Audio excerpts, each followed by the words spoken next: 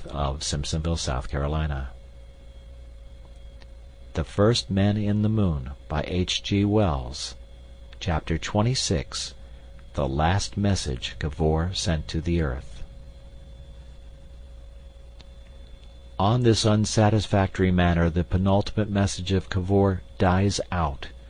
One seems to see him away there in the blue obscurity amidst his apparatus, intently signaling us to the last, all unaware of the curtain of confusion that drops between us, all unaware too of the final dangers that even then must have been creeping upon him. His disastrous want of vulgar common sense had utterly betrayed him. He had talked of war. He had talked of all the strength and irrational violence of men, of their insatiable aggressions, their tireless futility of conflict. He had filled the whole moon world with this impression of our race, and then I think it is plain that he made the most fatal admission that upon himself alone hung the possibility, at least for a long time, of any further men reaching the moon. The line the cold, inhuman reason of the moon would take seems plain enough to me, and a suspicion of it, and then perhaps some sudden sharp realization of it, must have come to him. One imagines him about the moon with the remorse of this fatal indiscretion growing in his mind. During a certain time I am inclined to guess the Grand Lunar was deliberating the new situation, and for all that time Cavor may have gone as free as ever he had gone. But obstacles of some sort prevented his getting to his electromagnetic apparatus again after that message I have just given.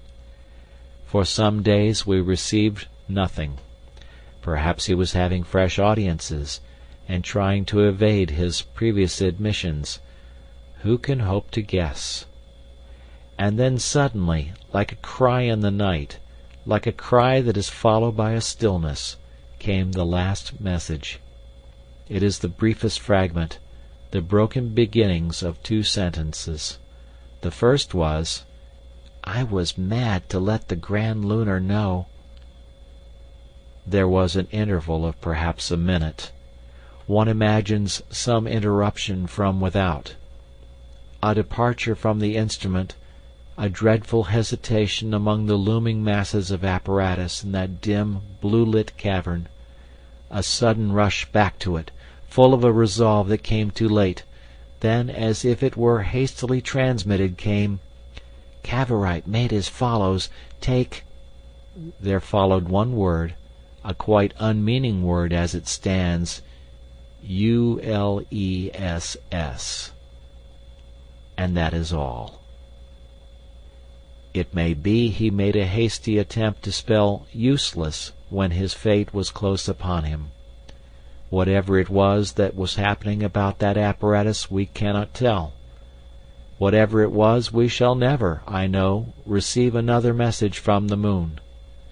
For my own part a vivid dream has come to my help, and I see, almost as plainly as though I had seen it in actual fact, a blue-lit, shadowy, disheveled Cavor struggling in the grip of these insect Selenites, struggling ever more desperately and hopelessly as they press upon him, shouting, expostulating, perhaps even at last fighting, and being forced backwards, step by step, out of all speech or sign of his fellows, for evermore into the unknown, into the dark, into that silence that has no end.